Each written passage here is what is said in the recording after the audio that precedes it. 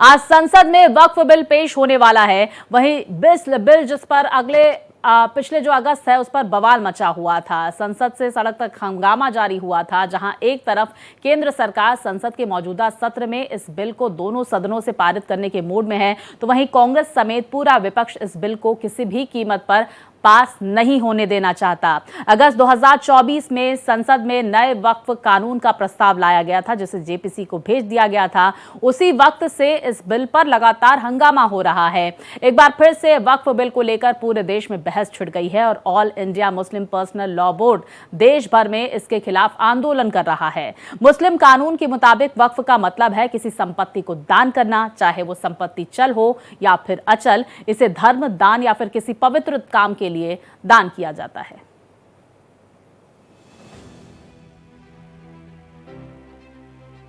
वक्फ कानून पिछले कई महीनों से काफी चर्चा में है। चर्चा इसलिए क्योंकि मोदी सरकार दशकों से चले आ रहे इस कानून में बड़े बदलाव करना चाहती है।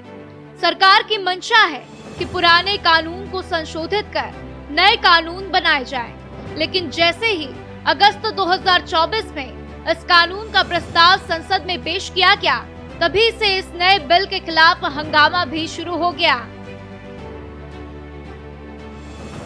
आज संसद के निचले सदन यानी लोकसभा में ये बिल पेश होगा। इस बिल पर चर्चा के लिए 8 घंटे का समय निर्धारित किया गया है, जिसमें से करीब 4.5 घंटे एनडीए बोलेगा, जबकि बाकी बचे घंटों में विपक्ष के नेता अपना पक्ष रख सकेंगे। हालांकि विपक्ष ने इस बिल पर चर्चा के लिए 12 घंटे की मांग की थी। वहीं संसदीय कार्य मंत्री किरेन रिजिजू ने कहा है कि बिल पर चर्चा का वक्त बढ़ाया भी जा सकता है। लोकसभा में बिल पर बहस के लिए बीजेपी, कांग्रेस, जेडीयू, टीडीपी और समाजवादी पार्टी समेत कई दलों ने अपने सांसदों के लिए व्हिप जारी किया है। विपक्ष इस बिल को मुसलमानों के अधिकारों का हनन बता रहा है, तो वहीं सत्ता पक्ष का तर्क है कि इस बिल के कानून बन जाने से वक्फ की संपत्तियों के मैनेजमेंट में सुधार होगा। वक्फ को फिर से परिभाषित किया जाएगा, उसके रजिस्ट्रेशन प्रोसेस में सुधार होगा, कई तकनीकी खामियों को अपडेट किया जाएगा, जिसका फायदा मुस्लिम समुदाय को मिलेगा। देखिए, यह संवैधानिक बिल है और लगातार हम लोग जो है संविधान को मानने वाले लोग हैं। भाजपा के लोग चाहते हैं नागपुर का कानून को थोपना, वो हर किस हम लोगों को बर्दाश्त है। हम लोग गंगा जमुनी तहजीब को मानने वाले लोग हैं। चाहे बिहार में विधानसभा हो, विधान परिषद हो, उसका विरोध किया था इस बिल का, और आने वाले समय में भी हम लोग विरोध करेंगे। 75 साल वर्सेस मोदी कार्यकाल, 75 साल मिले ना ऑपोजिशन को। आप क्या कर सकते थे? वक्फ का आपने करके दिखाया। आपने लूटा है वक्फ को, लूट का अड्डा बनाया है आपने वक्फ को। गरीबों के हकों को लूटा है अमीरों ने, ये करके दिखाया। यतीमों का, मिस्कीनों का, गरीबों का हक मारा है आपने। अब मौका दूसरे के पास जा रहा है तो पीठ में दर्द हो रहा है। कह रहे मस्जिदें छीन लेंगे, मदारिस छीन लेंगे। डरा नहीं मुसलमानों को। मुसलमान नहीं है जो विरोध कर रहे हैं। ये विरोध करने वाले लोग ये मुसलमान भी नहीं है, ये पॉलिटिकल मुसलमान है। आपको बता दें कि बीजेपी काफी आश्वस्त है कि वो आसानी से इस बिल को संसद के दोनों सदनों में पास करा लेगी, लेकिन उसके सहयोगी दल अब भी असमंजस में हैं। चाहे वो चंद्रबाबू नायडू वाली टीडीपी हो या फिर नीतीश कुमार की पार्टी जेडीयू। हालांकि जेडीयू ने बिल का समर्थन करने का संकेत दे दिया है। वहीं शिवसेना शिंदे गुट भी पूरी तरह से बीजेपी के साथ है। वहीं कांग्रेस समेत पूरा विपक्ष इस बिल में अड़ंगा लगाने के लिए पूरी तरह से तैयार है। लिहाजा केंद्र सरकार की राह उतनी आसान नहीं होगी। Bureau report, Bharat express.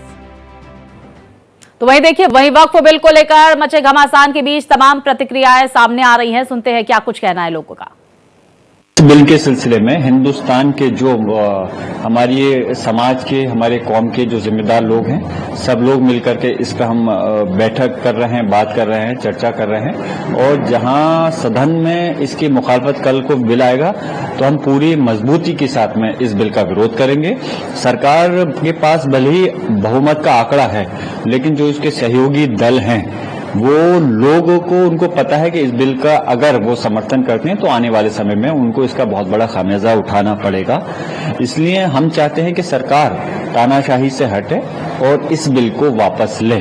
जो बार बार सरकार कह रही है कि मुसलमानों को कुछ नहीं बिगड़ेगा, वक्फ बाय यूजर जो इन्होंने हटाने का काम किया है और कह रहे हैं कि हमने नहीं हटाया, उसके अंदर प्रावधान कर दिया कि कोई भी संपत्ति जो सरकारी हो, जिसके अंदर सरकारी हिस्सेदारी हो या विवादग्रस्त हो, उस संपत्ति को जब तक वक्फ नहीं माना जाएगा वो एक डेजिग्नेटेड ऑफिसर को उसकी जांच दी जाएगी और जब तक उसकी जांच नहीं होगी वो तब तक विवाद संपत्ति वक्फ की नहीं। तो विवाद की स्थिति पूरे देश में खड़ी होनी है, ये बहुत खतरनाक है और ये पूरी तरीके से संविधान के धारा 14, धारा 16, धारा 25 के ऊपर ओवरलैपिंग है और संविधान के साथ पूरी तरीके से मजाक करने का काम। बिल पेश हो उसके बाद देखा जाएगा कि क्या होता है। सबसे बड़ी कसौटी पार्लियामेंट के अंदर उन सो कॉल्ड सेकुलर सियासी जमातों की है जो इस मुल्क को बाबा साहब के संविधान से चलाने के हलफ तो लेते हैं, वो इस सांप्रदायिक बिल के ऊपर क्या रिएक्ट करते हैं। अगर सेकुलर सियासी जमातों ने विरोध किया तो भारतीय जनता पार्टी का ये बिल गिरेगा और गिरने के बाद मुसलमान कुछ नहीं कहना है बल्कि हिंदुस्तान की जमहूरियत पे और मजबूती से उनका एतमाद बढ़ेगा। धर्मनिरपेक्ष लोकतांत्रिक व्यवस्था पर आस्था रखने वाली पार्टियों ने अपना स्टैंड क्लियर कर दिया है कि ये बिल अलोकतांत्रिक है, ये बिल एक समुदाय विशेष को नुकसान पहुंचाने के लिए है, ये बिल असंवैधानिक है, ये स्पष्ट हो चुका है। लेकिन अब आज जब बिल पेश होगा 12 बजे के बाद बहस पर आएगा तो उन पार्टियों की अग्नि परीक्षा होनी है जो पार्टियां एनडीए के साथ एनडीए की सरकार को बचाने के लिए खड़ी है। वक्फ बिल आने का हम दिल की गहराइयों से स्वागत करते हैं। हमें अफसोस होता है कि देश के जितने भी वक्फ बोर्ड थे उन्होंने गरीब मुसलमानों के लिए कोई काम नहीं किया। उन्होंने ना वक्फ की जमीनों पर अस्पताल बनवाए, ना स्कूल कॉलेजेस बनवाए, ना गरीबों के लिए मकान बनवाए। कोई भी काम गरीब मुसलमान के लिए नहीं हुआ। अफसोस होता है, बल्कि उल्टा हुआ कि वक्फ की जमीनों को पे कब्जा करा दिया गया, वक्फ की जमीनों को सस्ते दामों में बेच दिया गया। वक्फ अधिनियम 2024 आज पेश हो रहा है सदन में। ये मुस्लिम वक्फ कल्याण दिवस है।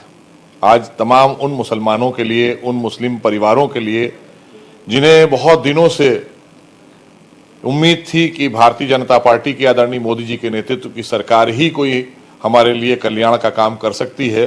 जिस तरह से हमारी ट्रिपल तलाक की बहनों को ट्रिपल तलाक से आज़ादी देने का काम किया, इसी तरह से ये वक्फ अधिनियम 2024 ये हमारे तमाम दबे कुचले पिछड़े मुस्लिम भाई बहनों के लिए, उनके कल्याण के लिए एक बहुत बड़ी खबर और यूं कहना चाहिए कि आदरणीय मोदी जी की तरफ से ये सबसे बड़ी ईदी होगी देश की आजादी से लेकर और आज तक।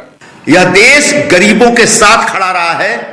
यह देश अगर किसी की जमीन किसी ने गलत तरीके से, नाजायज तरीके से कब्जा कर ली तो उसको बचाने, उसको छुड़ाने का प्रयत्न करता है। और यह संशोधन विधेयक और कुछ नहीं, नाजायज तरीके से लाखों एकड़, लगभग 9 लाख एकड़ जमीन पर जो उन्होंने कब्जा कर रखा है, उस कब्जे से उसको मुक्ति दिलाने का एक अभियान है। और इस अभियान में काली पट्टी बांधने वाले तमाम मुस्लिम नेताओं को भी शामिल होना चाहिए। A great initiative by Honorable Prime Minister Narendra Modi ji. So to uplift the poor Muslim people in our country.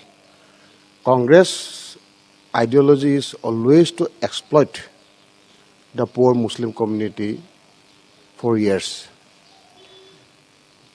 They don't want the poor Muslim to get a better facility, better livelihood. At the same time, the rich Congress people, they want exploit this poor. आपने clause by clause discussion नहीं चाहते JPC में, और JPC में 31 member की JPC है जिसमें 20 NDA के है और एक चेयरमैन यानी 21 एनडीए के और 10 जो है विपक्ष के है। तो आप चर्चा नहीं चाहते, क्लॉज बाय क्लॉज चर्चा नहीं करते। आपने कब 44 में से 14 ले ली, आपने पूरी अमेंडमेंट जो है वो रखी नहीं। तो ये सारी बातें जो सामने आई है, अभी देखते हैं कि टीडीपी है, जेडीयू है, आरएलजेपी है, एलआरजेपी है, आरएलडी है, ये सारे लोग मुस्लिमों के हिमायती बन के फिरते हैं। वक्फ संशोधन विधेयक 2025 जो है, वास्तव में ये विधेयक मुसलमानों के लिए हित के लिए है, देश हित के लिए है, राष्ट्र हित के लिए है, और ये इससे जो है मुसलमानों की भलाई होगी। खास करके जो गरीब मुसलमान है, जो विधवा महिलाएं हैं, जो अति पिछड़े मुसलमान लोग हैं, उनका बहुत बड़ा फायदा होगा।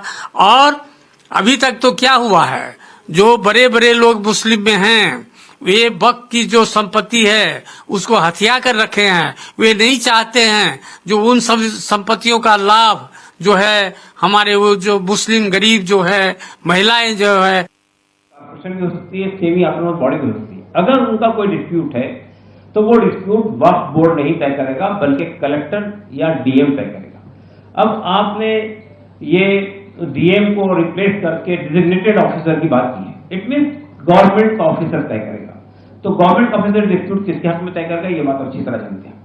ट्राइब्यूनल की हैसियत को खत्म कर दिया गया और ये कहा गया कि इसको ये भ्रम पैदा किया जा रहा है कि वक्फ के अंदर कोई चीज जाती है तो उसको कहीं चैलेंज नहीं किया जाता है। बिल्कुल गलत बात है। ट्राइब्यूनल के फैसले को आप हाई कोर्ट पे चैलेंज कर सकते हैं, सुप्रीम कोर्ट पे चैलेंज कर सकते हैं। फिर वक्फ बाय यूजर और ट्राइब्यूनल बहुत सारे मौजूद हैं। हाँ जी, और हमारे देश के अंदर बहुत सारे ट्राइब्यूनल मौजूद है। ट्राइब्यूनल कोई एक्स्ट्रा जुडिशियल पावर नहीं है। और ट्राइब्यूनल का भी जो जज होता है वो डिस्ट्रिक्ट कोर्ट का सिटिंग या रिटायर्ड जज होता है। तो और इसी तरह से वक्फ बोर्ड का जो कंपोजिशन है या सेंट्रल वक्फ कमेटी का जो कंपोजिशन है उसको भी बुरी तरह से मुतासिर किया गया। उसमें जो शर्त थी कि जितने लोग भी मेंबर होंगे वो मुसलमान होंगे, वो शर्त हटा दी गई। 2 कंपलसरी नॉन मुस्लिम होंगे, इसके अलावा बाकी लोग भी नॉन मुस्लिम हो सकते हैं। सीईओ के लिए जो शर्त थी कि मुसलमान होने चाहिए, वो शर्त भी हटा दी गई। तो आप देखिए कि वक्फ बोर्ड को मैनेज किया जा रहा है, सेंट्रल वक्फ काउंसिल को मैनेज किया जा रहा है, वक्फ बाय यूजर के सिलसिले में ये बात आ रही है। और खासतौर से ये जो हमारी सो कॉल्ड बीजेपी के एलाइज हैं, वो ये कह रहे हैं कि हमने जो अमेंडमेंट मूव किए थे वो अमेंडमेंट गवर्नमेंट ने एक्सेप्ट कर लिए। What were the amendment? ये कहा जा रहा है वक्फ बाय यूजर में ये बात गवर्नमेंट ने तस्लीम कर ली है कि अब तक जो प्रॉपर्टी वक्फ बाय यूजर के तौर पर इस्तेमाल होती थी वो एज इट इज रहेगी। सदन के पटल पर रखा जाएगा, जिसको लेकर सियासत जोरों पर देखने को मिल रही है। आरोप प्रत्यारोप का दौर जारी है। इस बीच मेरे सहयोगी मोहित हमारे साथ जुड़ गए हैं। मोहित, जहां एक तरफ विपक्ष का ये कहना है कि भाई सरकार पारदर्शिता से काम नहीं करती, अब सरकार जब वक्फ संशोधन विधेयक में पारदर्शिता लाने की बात कर रही है तो विरोध यहां पर पूरी तरह से विपक्ष कर रहा है। आप इस वक्त क्या जानकारी हमारे दर्शकों तक पहुंचाएंगे इस बिल से जुड़ी हुई?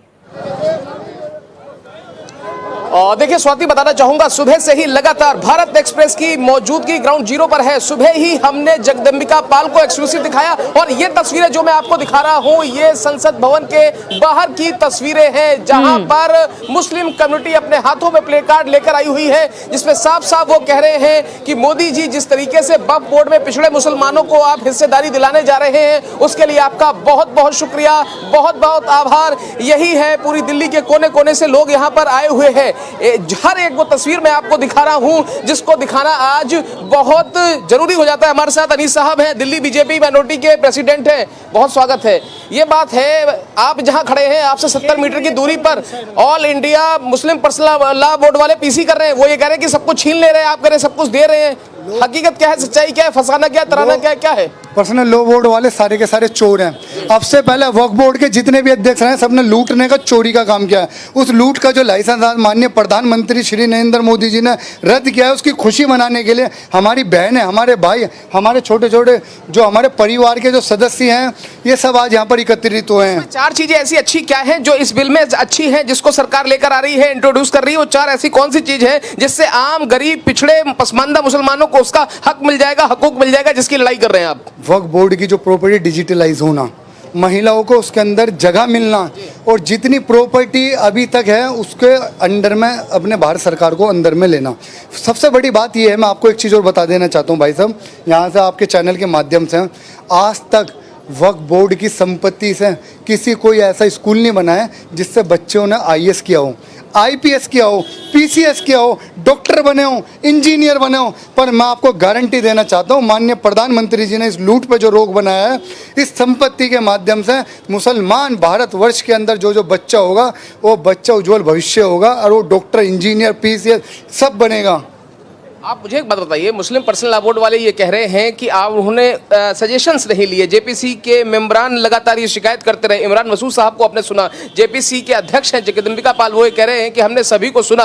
पूरे देश में मैंने अलग अलग जगहों पर यात्राएं की, 9 लाख एकड़ से ज्यादा आज की डेट में जमीन है वक्फ के पास। मुझे आप एक बात बताइए, अगर इसमें सबसे बड़ा साथ ही एक चीज और है, इसमें सबसे बड़ी बात यह है कि अभी तक वक्फ की जो कोई भी शिकायत होती थी वो वक्फ ट्रिब्यूनल में ही सुनी जा सकती थी, करी जा सकती थी। लेकिन इस बिल के आने के बाद, जिसे आप अमेंडमेंट के साथ जो आज होने जा रहा है, लोकसभा में भी देखिए नंबर वन पूरे हैं, नंबर गेम पूरा है, तो ऐसा नहीं है कि वहां ये बिल फंसने वाला है। राज्यसभा में भी आप समझिए 119 की स्ट्रेंथ चाहिए, 122 है, इसी तरीके से 272 चाहिए, 293 है, तो ये फंसने वाला नहीं है उसमें। लेकिन मैं ये जिस बिल्कुल मोहित, इसको लेकर अब सियासत जोरों पर जहां देखने को मिल रही है, वहीं कुछ और लोग जो ये कहते हुए नजर आ रहे हैं कि ये ईदी मिल गई है भारत सरकार की तरफ से अगर ये बिल पास हो जाता है तो। बहुत शुक्रिया मोहित जानकारियों के लिए। वहीं वक्फ बिल पर चल रहे घमासान के बीच इंडियन यूनियन मुस्लिम लीग के नेता और लोकसभा सांसद ने कहा है कि वक्फ बिल पूरी तरह से असंवैधानिक है। साथ ही आरोप लगाया है कि केंद्र सरकार वक्फ की जमीन लूटने और मुस्लिम समुदाय को निशाना बनाने के लिए यह बिल ला रही है। भारत एक्सप्रेस संवाददाता प्रशांत त्यागी ने मोहम्मद बशीर से खास बातचीत की है, सुनिए उनका क्या कहना है। I have been joined by IUML Member of Parliament ET Bashir, Mohammed Bashir Saab. Sir, what's the strategy of yours on this Waqf Amendment Bill, and why are you opposing this bill? We have already taken a stand and we have declared what it is. In brief, I will tell you once again, this bill is anti-democratic, anti-constitutional. Similarly, it creates a lot of harm for the Waqf property and the community involved in this. In brief, what I would like to say is, it's a regressive kind of legislation. Because, in this act, powers of the Waqf board in the states and national council, in place of them, the entire decision can be taken through this officers. Officers are, of course, you know very well that they are under the control and command of the government. So instead of elected body or democratic body, they are in place of that, they are inducing these officers. It means this democratic kind of thing is gone. It become a tool of the government. They can do it according to the like and this. Thank you so much, sir. Camera person Dharmendra के साथ प्रशांत त्यागी, Bharat express, Delhi.